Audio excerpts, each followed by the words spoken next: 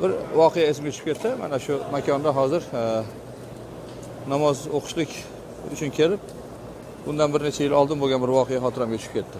Bir insonchilik, xursandchilik ham bor, g'ururga ketish ham bor.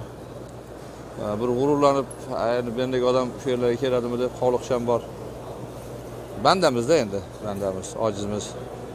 Uni ustiga bir masjidda ojizona xizmat qilib turaman. Jamoat bechora meni domla deb hurmat qiladi. Kelib bu Qur'on turadigan tog'chadan Qur'onni olib joy istab qoldim. Qur'on olib o'tirishlik uchun joy istab qoldim. Qur'on hali olmagandim qo'limga. Shu o'zimiznikilarga o'xshagan, uzoqdan taniysiz, o'zimizni millatdoshlarni, vatandoshlarni, qora ko'zlarda darrov ko'rinadi. Bir bo'shroq joy bor ekan, shu yerda bir ikkita vatandosh o'tirgan ekan. Ko'rinishdan o'zimizga o'xshadi, darrov ko'zidan, qora ko'zdan bildim. Hozir borib shular bilan o'tiraman dedim-da. Yaqinlashib borsam, ko'zlari chaqnab meni ko'rib, "Assalomu alaykum" deb salom berishib qoldi.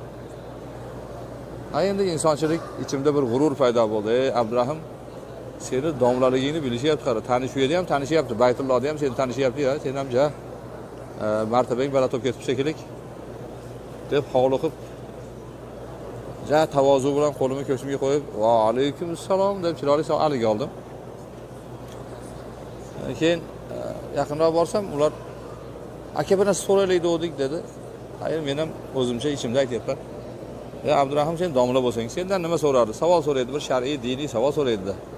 Qara, seni ahli ilmligingni bilib, domlaligingni bilib, ular savol so'ramoqchi" deb ichimda shayton o'yinga tusha boshladi, raqs tusha boshladi.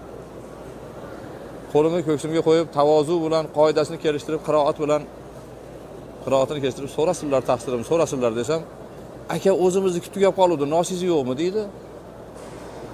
O'la kerilmay domlaman deb bitta noskashga o'xshabsan-ku. O'zingni osmonga urasan, men kimsan domla bo'lib ko'rindim deb keyin sekingina qanaqa qilib shu yerdan ketib qolganimni bilmayman.